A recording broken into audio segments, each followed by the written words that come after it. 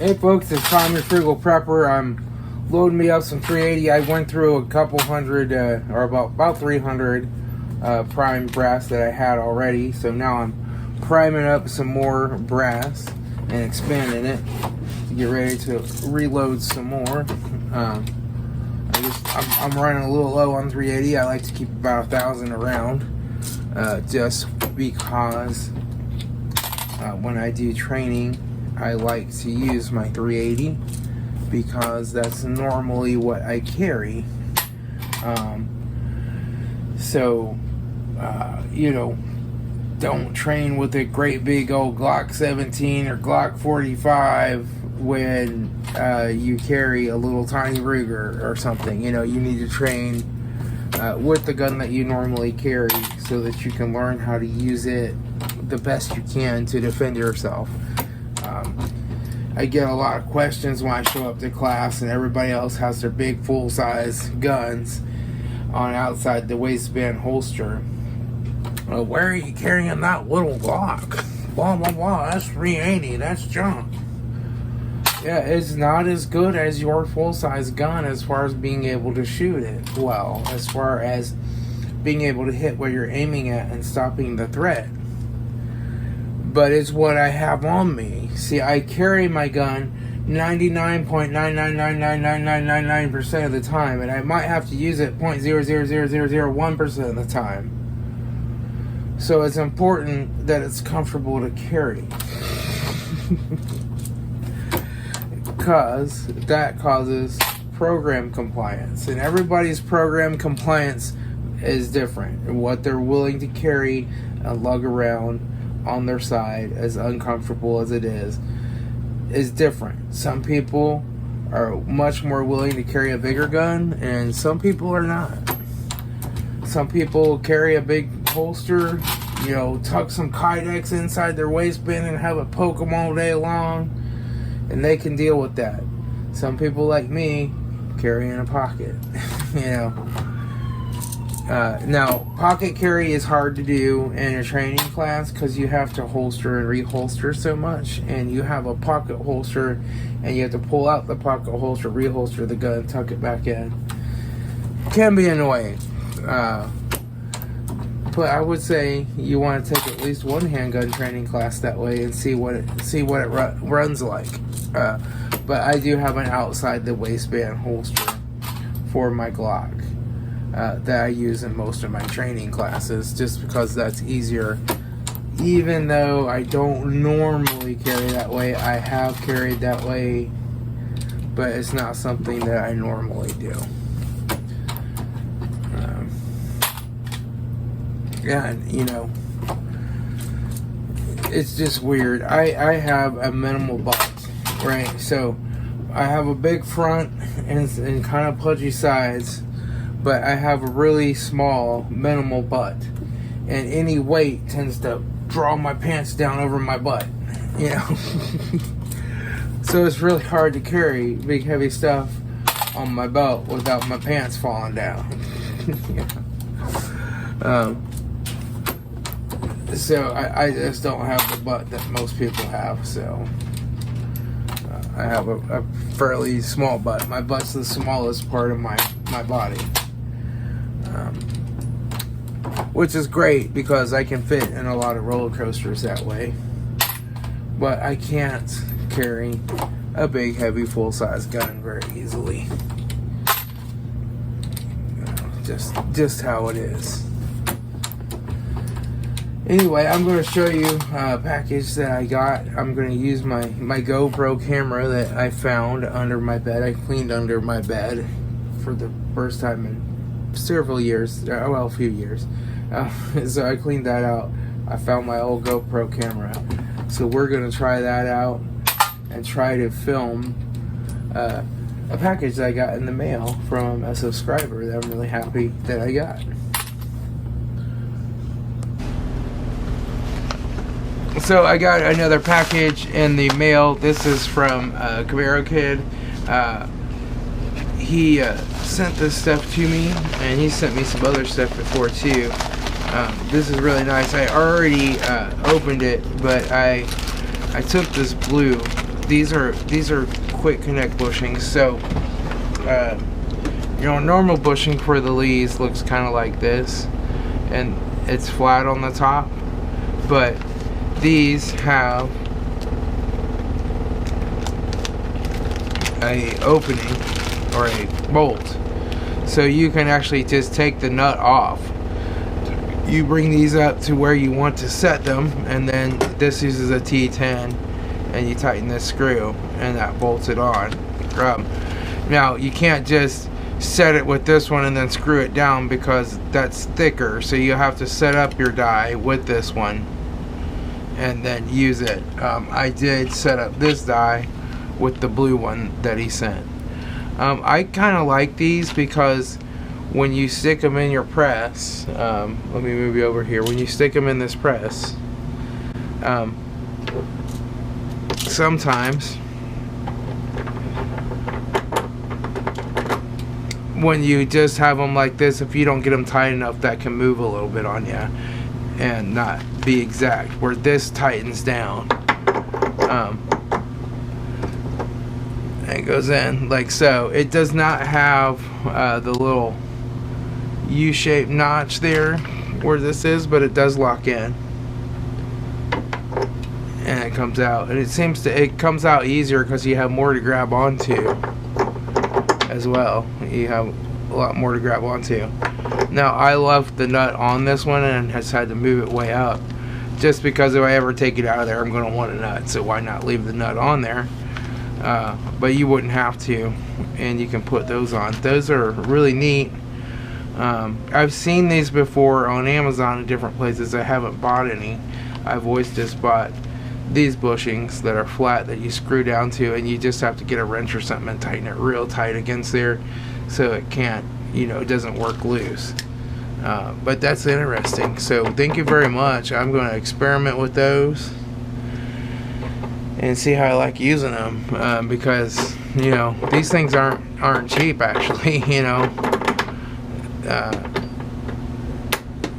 they cost like, you know, $20 or something to get a set of these. I don't remember how much these are, but you know, it's quite a bit of money when you got 4 dies to set, you know. So that's good. I want to get these eventually for all of my dies and just leave them set, and I want to get an extra set of 38 special dies so I can set one set up for 357 Magnum and set the other set up for 38s. But those are real handy, so I want to say thank you for that. I'm just going to put all of these back in here and store them for now. And then he sent me this trim tool, and this is a 223, which is real nice. I'm going to try this and see how I like it. I'll do a demonstration of that. But basically you just put your 233 up on here. This goes down through the primer. You tighten the casing in here, right, and then tighten that up, and you stick this in here, and then you can hook a drill up to it and trim that case to the perfect length. He also sent me this, which is the same piece that this, but it has this knob on it to make it easier to hold on to, which is really nice. I already have one of these black parts in this part. I don't have any of these, but I have ordered one. I'm just waiting on it to come in for 303 British, because I figure 303 British, I'm just not using it that much, so I'll try this method rather than buying a whole quick trim die for it. But that looks pretty interesting. I'm really happy to have this stuff, and like I said, if I get to where I don't use this very much, I will look at donating it to somebody who needs it, you know. But you know, always having a few extra options on how to trim your brass is nice. So thank you a lot for this. This is real handy. I especially like this. It's got the knob on it. It really makes it easy to hold on to this while you put this on here on the drill, you know. Much better than trying to hold on to this little thing. You know, you can hold on to that whole knob. So that's really nice. I'm really happy to have that, and thank you very much for sending that to me. And we'll just go ahead and throw these all into one Ziploc bag here, and I will store this down here in my drawer. And I've already got this that came with my Breech Lock Challenger kit, so I'll throw these in there too. And I'll have those trim options available, and I can try those. And maybe when I'm just doing like a quick little custom load of 20 rounds I want to experiment with, I can use that, and that'll be handy to have. So thank you very much, Camaro Kid. That's awesome. I really appreciate it. And like I said, if I get to where I just don't use these things, I may redonate them to somebody I have that wants to reload and just needs to reload a little bit and wants something. But I'll probably keep them and try them out for a while. But I'm real happy to have all this stuff, and I'll be using it. So thank you. Alright, so some other stuff that I've got and I'm working on collecting is I want to reload some 303 British, and I have these cases which are Buridan primed or Buridan primed or whatever, that however you say it. Some of these are from as far back as 1900, and I've polished them and cleaned them, but they have the non-boxer primers in them. So how do you re-prime these with boxer brass is the question. So what we're going to do is we're going to reload these, and we're going to convert them over to boxer primers. And there is some special tools you need to do that. Now, I am waiting on the special drill bit that comes, that you can go down and drill the center of this out and then force that primer out. Then you can make an adapter. You can buy these adapters. This is a kit because I'm not sure, it comes with 4 different sizes of adapters. But you take and press these in, and then you can stick a boxer primer in there. But these are kind of expensive. So I'm not sure that for 6 or 7 reloadings, paying that much is going to be worth it. Now, I've also seen a video where they take some 1/4 inch brass tubing, and they swage it in there with a primer pocket swager. So I got one of those. This is the RCBS primer pocket swaging tool number 2, or tool-2. And if I can get it open here, there we go. Come on, there we go. But it comes with this swaging tool, and there's a good video on how to use this, and I'm going to do one when I do it. But basically, you just cut off a little piece of brass, like brake line tubing, 1/4 inch, and you swage that up over this, and then you drive that in, and then you just have to take and file this off flush, or use a bench grinder to make it flush or whatever, and then you can seat the boxer primer in there. So we're going to try that too. So I'm waiting on that drill bit to come, and that's the last part that I need. I've collected this over the years, and I'm just buying the tool as the last thing that I need. I got some bullets here. These are 180 grain hot core big game spear bullets that are for the 303 British. These also work in the 7.62 by 54, I believe. So I'll probably reload that sometime too. These are .311s, I think, but you can go to .313 in British. But I'm going to try these 311s first, and then see where that leads me. But yeah, so I got some of those, and there is a load data for this for 2230 powder for 303 British. So I'm just going to use some of my 2230 powder, and at least to start with, to see how that works. And then I've got my 303 British pace setter dies here. So it's a brand new set. I haven't used it yet. That takes a big old scooper, big old scooper. But I'm gonna try that. I don't know if this gives the 2230 reloading data or not on it. Let's see.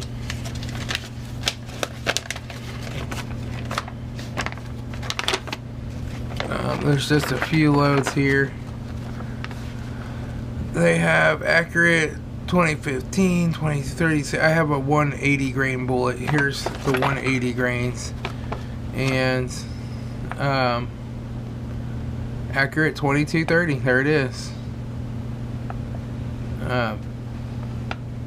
So yeah, I'll be able to reload that, I guess. Yeah, I also have CFE 223 powder. So a lot of your 223 powders will work on this. So we'll be set to try a load there, some 36 to 40 grains. You know, I'm going to start on the low end and then work my way up. But there it gives the maximum trim length and all that. I have plenty of 303 British ammo, but it's old surplus stuff, and so I have some rounds that just didn't go off somewhere. Oh, here they are. I have some of these rounds that just didn't go off when I hit them, and they're old and they're dirty. Very old surplus ammo. But you can see the primer was struck and she didn't go bang. So I may try to pull these bullets. I tried grabbing this one with a pair of pliers and could not get it out. So they're like, they have a crimp right here, like, that really seats them in there good. So I don't know if I'm going to be able to get them out, but we might try pulling these bullets out and reusing these bullets if we can. I don't know how many grains these bullets are or whatever, but you know, these are hard tipped. There's some kind of metal. These are a soft tip. These are a hunting rounds. But yeah, so that'll be interesting. But that's just what I'm up to on my hobby, you know, my reloading hobby. And I'll take my old sporterized Enfield out and shoot it again when I get some of these reloaded. But I have hundreds and hundreds of rounds of old surplus, so I want to see if I can reuse some of this brass and make it work with a boxer primer. So that's where I'm at with that. Alright folks, I'll talk to y'all later. It's Tom, your Frugal Prepper.